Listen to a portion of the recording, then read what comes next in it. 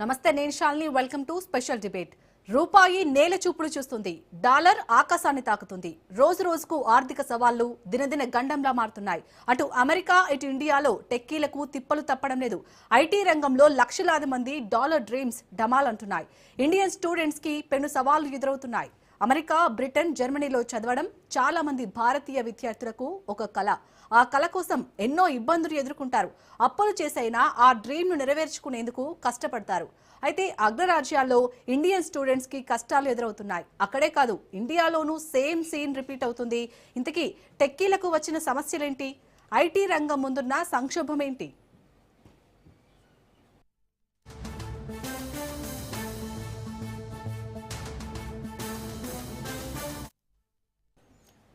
మన రూపాయి రోజు రోజుకి బక్కచిక్కిపోతుంది. డాలర్తో మారకం విలువ మరింతగా క్షీణిస్తుంది. ఇప్పటికే 96 మార్కును దాటి సెంచరీ వైపు పరుగులు తీస్తుంది. దీంతో పేద మధ్యతరగతి జీవన ప్రమాణాలను తీవ్రంగా దెబ్బతీస్తుంది. ధరల పెరుగుదలతో సామాన్యుడి నడ్డి విరుగుతుంది. ఉన్నత చదువుల కోసం విదేశాలకు వెళ్లిన భారతీయ విద్యార్థులకు మరింత ప్రాణ సంకటంగా మారింది. పడిపోతున్న రూపాయి కారణంగా పస్తులు ఉండాల్సిన దుస్థితి తలెత్తింది. విదేశాల్లోని భారతీయ విద్యార్థులకు రూపాయి కష్టాలు తక్షణ ప్రభావం చూపుతున్నాయి. చదువులకు నిధులు సమకూర్చే తల్లిదండ్రులకు విదేశాలకు డబ్బు పంపే ఖర్చు మరింత ఎక్కువగా ఉంటుంది.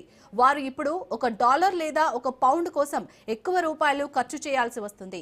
ఇక విద్యా రుణాలతో విదేశాలకు వచ్చిన వారి బడ్జెట్ తలకిందులవుతుంది.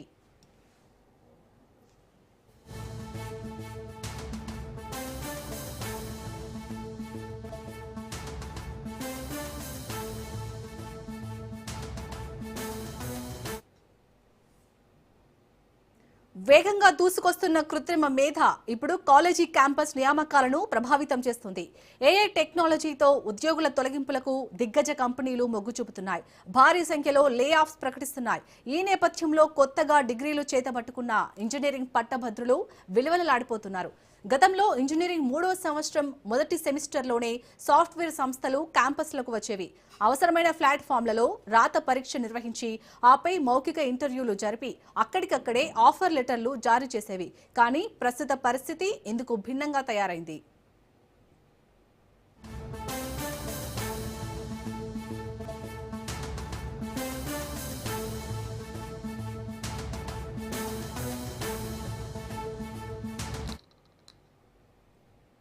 ఏఐ దెబ్బకు తెలుగు రాష్ట్రాల్లోని ఇంజనీరింగ్, ఇతర వృత్తి విద్యా కళాశాలలో ప్రాంగణ నియామకాలు పూర్తిగా నిలిచిపోయాయి. దీంతో అటు కళాశాల యాజమాన్యాలు, ఇటు విద్యార్థులు, వారి తల్లిదండ్రులు బెంబేలెత్తిపోతున్నారు. ఐటీ రంగంలో కొనసాగుతున్న ఉద్యోగాల కోతలు, మార్కెట్ మందగమనం, అలాగే కృత్రిమ మేధస్సు ప్రభావంతో ఇంజనీరింగ్ కళాశాలలో క్యాంపస్ ప్లేస్మెంట్లు ఆందోళనకర స్థాయిలో ఉన్నాయి. దీంతో విద్యార్థులు తీవ్ర మానసిక క్షోభను ఎదుర్కొంటున్నారు. ఏఐ టూల్స్తో entry level coding, testing, support ఉద్యోగాలు తగ్గుతున్నాయి. ఐటీ కంపెనీలు భారీ స్థాయిలో కొత్త నియామకాలకు వెనుకంజ వేస్తున్నాయి. ఆటోమేషన్ కారణంగా ఒకే పనిని తక్కువ మంది ఉద్యోగులతో నిర్వహిస్తున్నాయి. క్యాంపస్లకు వచ్చే కంపెనీల సంఖ్య గణనీయంగా పడిపోయింది. వచ్చిన కంపెనీ ఉద్యోగాలు ఆఫర్.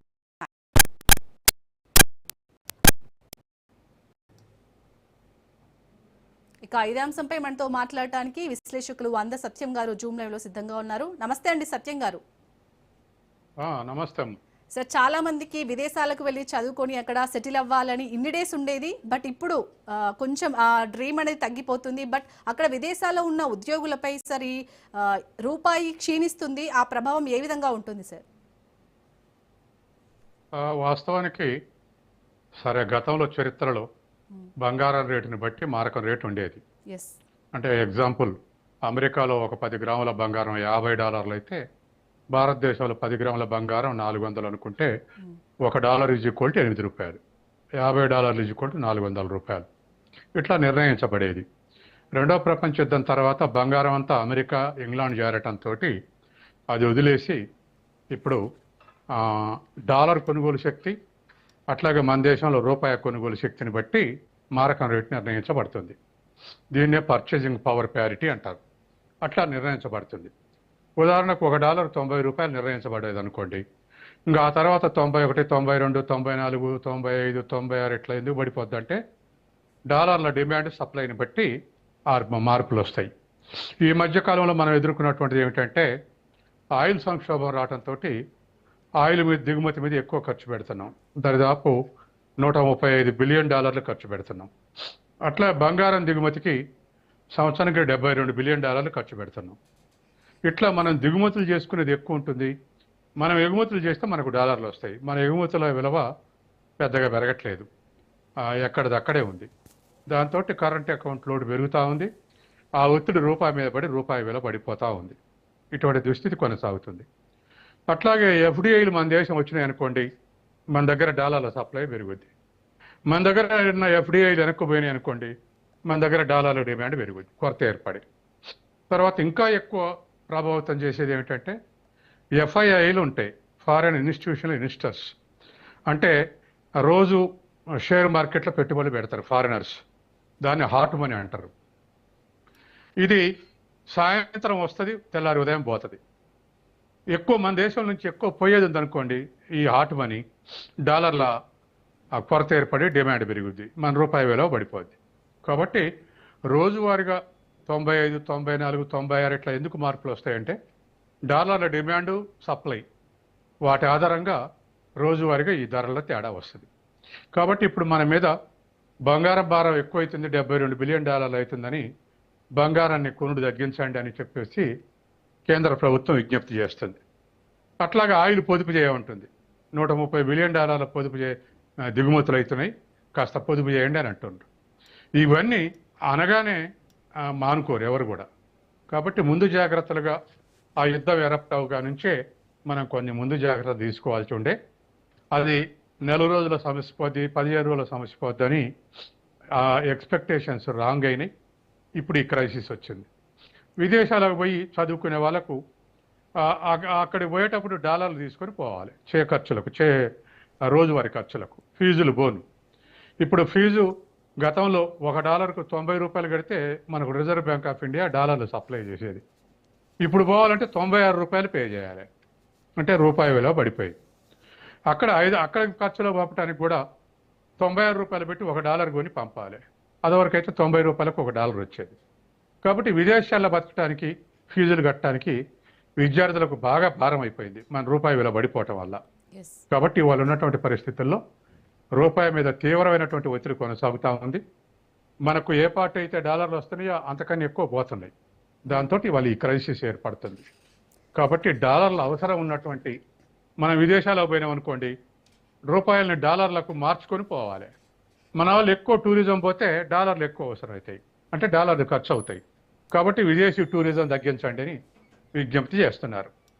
ఇట్లా మొత్తం మీద అప్పుడెప్పుడు 15 రోజులు సరిపోనే ఫారెన్ మనీ ఉంది అని 1984, 85 అనుకున్నాం.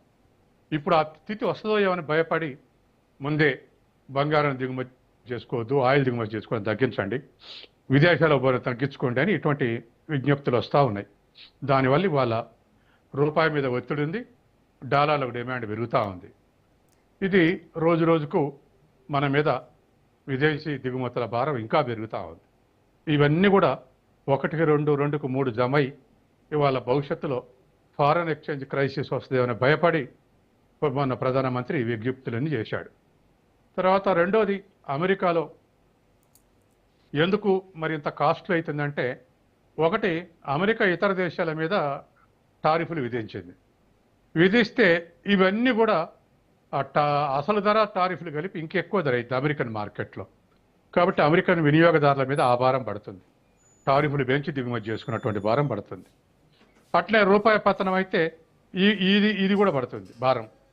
కాబట్టి ఇవన్నీ భారాలు పడి అక్కడ ఉన్నటువంటి స్టూడెంట్స్, ఇక్కడ ఉన్నటువంటి మధ్యతరగతి కింది వాళ్ళు కూడా బాగా బాధపడే స్థితి వస్తుంది.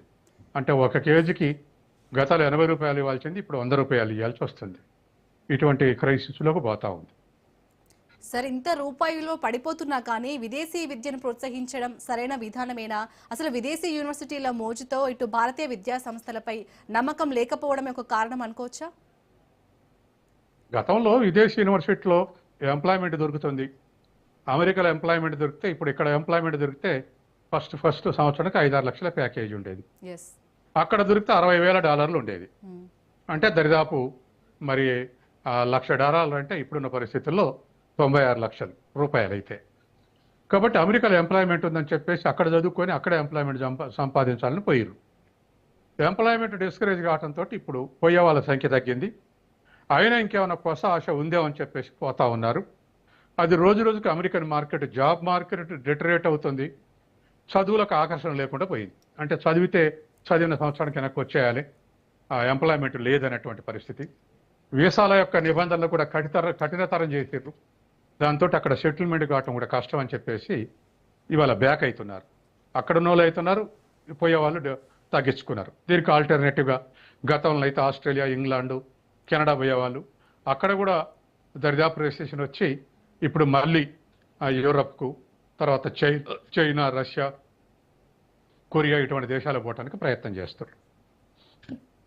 సార్ అలాగే ఇప్పుడు చాలా మందికి సాఫ్ట్వేర్ అనగానే చాలా లక్కీ అంటుండే, బట్ ఇప్పుడు సాఫ్ట్వేర్ ఉద్యోగాలు ఎవరైతే చేస్తున్నారో వాళ్ళ జాబ్ పర్మనెంట్గా అంటే ఎప్పుడు ఉంటుందో ఎప్పుడు పోతుందో తెలియని పరిస్థితి. సో అలాంటి టైంలో కూడా ఇంజనీరింగ్ కాలేజీలు ఇంకా అవే కోర్సులు కొనసాగించడాన్ని ఎలా చూడాలి? అంటే ఐటీ రంగంలో ఉద్యోగాలు తగ్గిస్తున్నారు కదా. ఇప్పుడు ఐటీఏ కాదు, ప్రైవేట్ ఎంప్లాయ్మెంట్, ఏ ఎంప్లాయ్మెంట్ అయినా సెక్యూరిటీ ఉండదు. ఇది మొదటి అంశం. రెండోది, ఐటీ ఫ్లోరిష్ అవుతున్నప్పుడు గత 10 ఏళ్లుగా మిగతా ఉద్యోగాల కన్నా పేమెంట్ ఎక్కువ ఉంది కాబట్టి ఐటీ సెక్టర్లో పనిచేశారు. ఇప్పుడు మూడో దశలో ఐటీ అవసరం లేదు అనే పరిస్థితి వచ్చింది. ఎందుకంటే నిరంతరం టెక్నాలజీ మారుతున్నాయి. టెక్నాలజీ అంటేనే దాని అర్థం మారేది అని అర్థం. అది నిరంతరం మార్పు చెందుతాయి. మార్పు చెందినప్పుడు కొంతమందికి ఉద్యోగాలు పోవటం, కొంతమందికి కొత్త ఉద్యోగాలు రావడం జరుగుద్ది. గతంలో ఉన్నటువంటి ప్యాకేజెస్ నేర్చుకొని పోతే ఇప్పుడు ఆ ప్యాకేజెస్ ఆర్టిఫిషియల్ ఇంటెలిజెన్స్ వచ్చినాక అవుట్డేటెడ్ అయింది. కాబట్టి డేటా ఎంట్రీ వాళ్ళ అవసరం లేదు ఏఐ వచ్చినాక అని చెప్పేసి ముందు డేటా ఎంట్రీ వాళ్ళ మీద ఆ ప్రభావం పడింది. కానీ ఇప్పుడు అన్ని స్టేజెస్లో అన్ని ప్యాకేజెస్ మీద ఇది పడుతుంది. కాబట్టి ఇప్పుడు ఆర్టిఫిషియల్ ఇంటెలిజెన్స్ తోటి ఎక్కువ ఎఫిషియన్సీగా పనిచేసుకోవచ్చు అని రోజు స్టేట్మెంట్లు వస్తున్నాయి. కాబట్టి ఎంప్లాయ్మెంట్ తగ్గిస్తున్నారు. తర్వాత శాలరీ బిల్లు కూడా కంపెనీలకు లాభం చేకూరుస్తుందని అది కూడా తగ్గించుకోవడానికి తీసేస్తారు. దీన్ని ఆదుకునేటువంటి పరిస్థితి లేదు. ఎందుకంటే ఇది గవర్నమెంట్ ఎంప్లాయ్మెంట్ కాదు.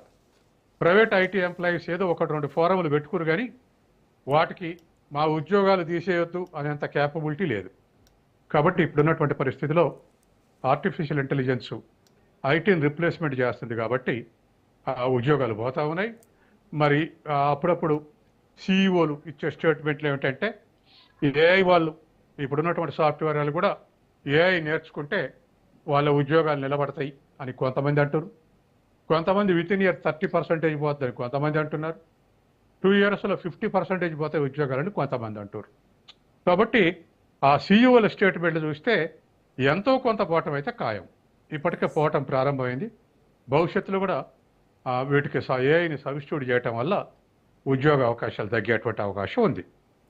సార్ అలాగే ఇప్పుడు ఆర్టిఫిషియల్ ఇంటెలిజెన్స్ యుగానికి సరిపడే నైపుణ్యాలు మన విద్యా సంస్థలు నేర్పడంలో పూర్తిగా విఫలమయ్యా అనుకోవచ్చా? ఖచ్చితంగా.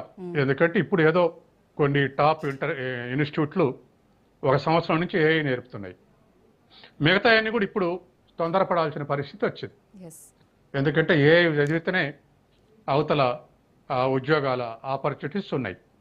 ఉన్నోళ్ళని తీసేసి వీళ్ళని పెట్టుకోవచ్చు, లేదా కొత్తగా రిక్రూట్ చేస్తుంటే కూడా ఏఐ వచ్చి ఉండాలి అనేది పెట్టే అవకాశం ఉంది. కాబట్టి తక్షణమే యూనివర్సిటీలలో ఏఐని మిగతా ఆర్థోడాక్స్ కోర్సుల్ని రిప్లేస్ చేసి ఏఐని పెడితే కొత్త రిక్రూట్మెంట్లో ఉండేటువంటి అవకాశం ఉంది. పాత వాళ్ళకు కూడా ప్రొటెక్షన్ దొరికే అవకాశం ఉంది.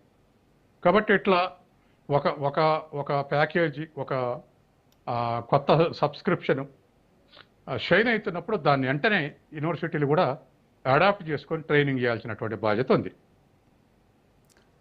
సార్ అలాగే ఇప్పుడు భారతీయ యువతకు ఇప్పుడు పెద్ద సవాల్ ఏంటనుకోవచ్చు? ఇటు ఏఐ ఎఫెక్టా లేకపోతే రూపాయి బలహీనపడటమా? ఏఐ ఎఫెక్టే పెద్ద ఛాలెంజ్. ఓకే, కొత్త ఉద్యోగాలు రావు, వాళ్ళు ట్రైన్ అయ్యలేరు, పాత ఉద్యోగస్తులు తీసేస్తుంటారు. ఇది యూత్కు పెద్ద ఛాలెంజింగ్ టాస్క్. తర్వాత కొత్తగా క్యాంపస్ ఇంటర్వ్యూలు చేసిన వాళ్ళందరినీ ఆపేశారు, రిజర్వ్ బెంచ్లు ఉన్నటువంటి వాళ్ళని ఖాళీ చేశారు. కాబట్టి ఇటువంటి పరిస్థితుల్లో యూత్ ఇంకా వెంజెన్స్ పెంచుకునే అవకాశం ఉంది ఈ సిస్టమ్ మీద. కాబట్టి ఏదో విధంగా పబ్లిక్ సెక్టరే తగ్గిపోతుంది. ఎంప్లాయ్మెంట్ జనరేషన్ లేదు, ప్రైవేట్ సెక్టర్లో సెక్యూరిటీ లేదు. తర్వాత ఫారిన్ పోదాం అంటే రూపాయి వాల్యూ పడిపోయి ఎక్కువ ఖర్చు, ఎక్కువ భారం అవుతుంది. విద్యా రుణాలు తీసుకోవాలన్నా, మళ్ళీ వాళ్ళు తీర్పాలన్నా, ఈ ఎటు చూసినటువంటి క్రైసిస్ కొనసాగుతుంది. దీన్ని ప్రభుత్వమే ఛానలైజ్ చేసి ఒక ప్లాన్డ్ డెవలప్మెంట్, ఎడ్యుకేషన్లో కానీ ఎంప్లాయ్మెంట్లో కానీ ఒక ప్లాన్ డెవలప్మెంట్ తీసుకోవాల్సినటువంటి అవసరం ఉంది. గజిబిజిగా ఎక్కువ తక్కువలు అయితే అన్యాయం అయిపోయే అవకాశం ఉంది. కాబట్టి ఒక ప్రణాళికాబద్ధమైనటువంటి పరిస్థితుల్లో ప్రభుత్వం వ్యవహరించాల్సినటువంటి అవసరం ఉంది.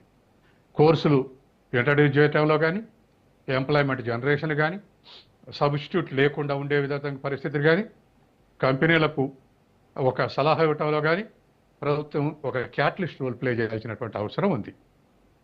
సార్ అలాగే మరి ఇప్పుడు అమెరికా డ్రీమ్ పేరుతో లక్షల రూపాయలు వెచ్చించి అమెరికా వెళ్ళి చదువుకున్న అక్కడ విద్యార్థులకి బాధ్యత ఎవరిది సార్ వాళ్ళది? అంటే ఇప్పటికే మీరు అన్నట్టు డాలర్ విలువ పెరిగిపోవడం వల్ల అక్కడ ఏవైతే బ్యాంక్ రుణాలు తీసుకొని వాళ్ళు చదువుకుంటున్నారో వాళ్ళ పరిస్థితి ఏంటి సార్?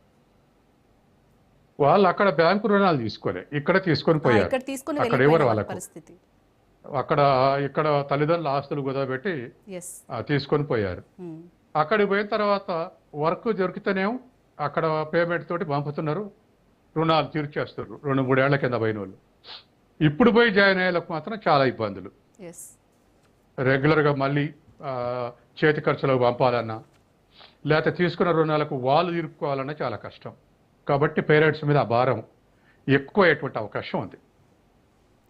అలాగే సార్ విదేశాల్లో చదివి ఉద్యోగాలు దొరకక తిరిగి మన ఇండియాకు వస్తున్న యువతకి గ్యారంటీ ఎవరివ్వాలి? ఎవరి నుంచి గ్యారంటీ లేదు. గవర్నమెంట్ ఎంప్లాయ్మెంట్ అయితే కూడా కష్టంగా ఇవాళ సెల్ఫ్ ఎంప్లాయ్మెంట్ స్కీమ్సే ప్రపోజ్ చేస్తారు.